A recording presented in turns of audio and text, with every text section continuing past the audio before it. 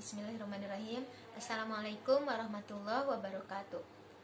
Perkenalkan, nama saya Hilda Septiani Rahayu dengan NIM 19152018. Nah, baik teman-teman, di video kali ini saya akan menjelaskan salah satu materi dari mata kuliah ilmu logika, yaitu falasi. Nah, pertama kita tahu dulu ya, harus tahu apa sih pengertian falasi itu. Jadi falasi itu adalah suatu argumentasi yang keliru, yang seolah-olah dia itu dianggap valid gitu. Atau bisa juga sih disebut sebagai sesat pikir atau cacat logika. Nah, macam-macam falasi itu ada banyak banget ya, kurang lebih ada 30. Nah, untuk kali ini saya hanya akan menjelaskan 3 dari 30 itu. Yang saya akan jelaskan itu yang ketiganya itu, yaitu ada strawman fallacy, red herring, dan hasty generalization. Nah, yang pertama itu adalah strawman fallacy. Strawman fallacy. Apa sih? Kok sesat pikir bau-bau strawman? Nah, coba deh kalian ketik di Google kata strawman. Nah, pasti yang bakalan muncul tuh orang-orangan sawah. Lalu apa sih hubungannya cacat pikir atau sesat pikir atau cacat logika ini dengan orang-orangan sawah? Nah, misalnya bayangin aja nih, kalian punya musuh, kemudian kalian tuh bikin orang-orangan sawah. Lalu kalian kasih nama tuh musuh kalian tadi, orang-orangan sawah nih. Nah, abis itu kalian gebugin deh tuh orang-orangan sawah sampai hancur. Nah, jadi orang dengan sesat pikir strawman fallacy ini, dia tuh punya cara untuk mengubah argumen lawan menjadi argumen baru yang dianggap sebagai argumen orang tersebut untuk kemudian dia serang.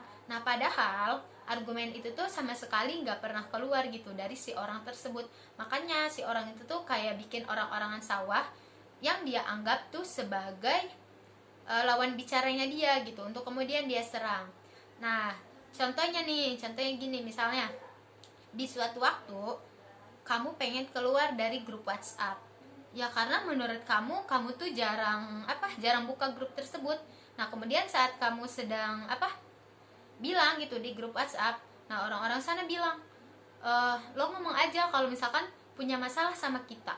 Nah, pasti kita di dalam hati tuh kayak ngegerutu, kapan gue bilang kalau gue punya masalah sama kalian, woi, gitu kan. Pasti kan gitu kan.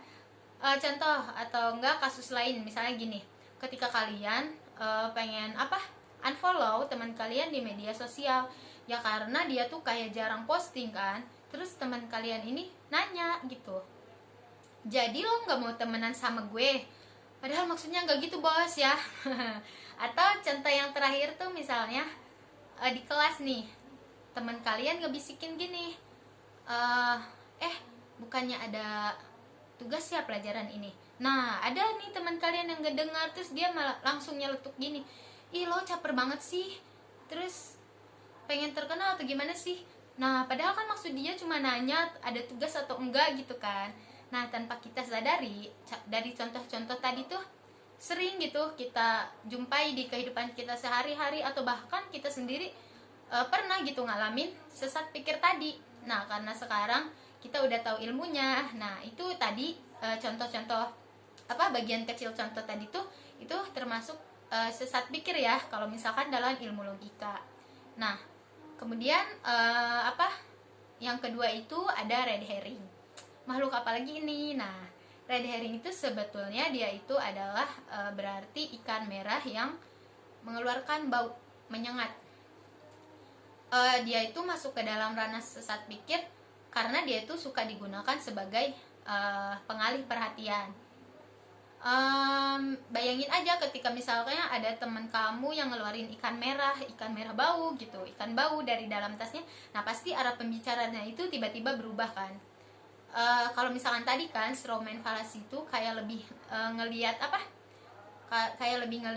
pembicaraan. Nah, kalau misalkan red herring ini tuh dia lebih kayak ngeles aja. Misalnya kita ngomongin apa lah, dia malah ngebahas apa. Nah, contohnya gini, misalnya kamu lagi video call atau teleponan gitu sama teman kamu. Nah, kemudian muncul pembahasan ini. Nah, kamu bilang gini ke teman kamu, mumpung lagi di rumah aja mau bikin bisnis kecil-kecilan ah. Nah, teman kamu malah bilang gini, gimana mau buka bisnis kecil-kecilan, kerjaan lo aja main HP terus. Loh, kenapa jadi ke main HP? Gak nyambung saudara-saudara, kita ngomongin apa, dia malah bahas apa. Nah, ada lagi contoh yang kedua. Misalkan kita lagi ngerjain tugas nih sama teman kita sambil makan-makan. Kalau nggak ngerjain tugasnya di mana ya, kayak di kafe gitu, kalau nggak di rumah makan gitu sambil makan. Nah, kemudian muncul lagi pembicaraan gini, kalian bilang gini ke teman kalian, mumpung tugas udah beres mau bikin video mukbang, lo mau ikutan nggak gitu. Terus teman kalian balas gini, ya ayo aja sih, tapi lo pikirin dong, di luar sana tuh banyak orang yang meninggal gara-gara kelaparan. Gak nyambung lagi kan saudara-saudara, kita bahas apa, dia ngomongin apa kan. Nah, buat contoh falasi red herring ini banyak juga kan kita jumpai di kehidupan kita sehari-hari. Mungkin dari teman-teman atau saya sendiri juga pernah melakukan sesat pikir yang red herring tadi. Kemudian ada macam-macam falasi yang akan saya jelaskan. Yang terakhir itu adalah hasty generalization. Kalau ini sih udah jelas ya harusnya. Jadi seseorang yang mengambil kesimpulan dengan terlalu menggeneralisir sesuatu. Misalnya karena kamu pernah mengalami kisah cinta yang buruk dengan 3 mantan kamu, nah lalu kamu nangis sambil menjerit, ini semua cowok sama aja gitu, sambil nangis sambil ngejerit. Padahal nggak bisa gitu dong. Walaupun di ghosting itu menyakitkan, tapi mengambil kesimpulan dengan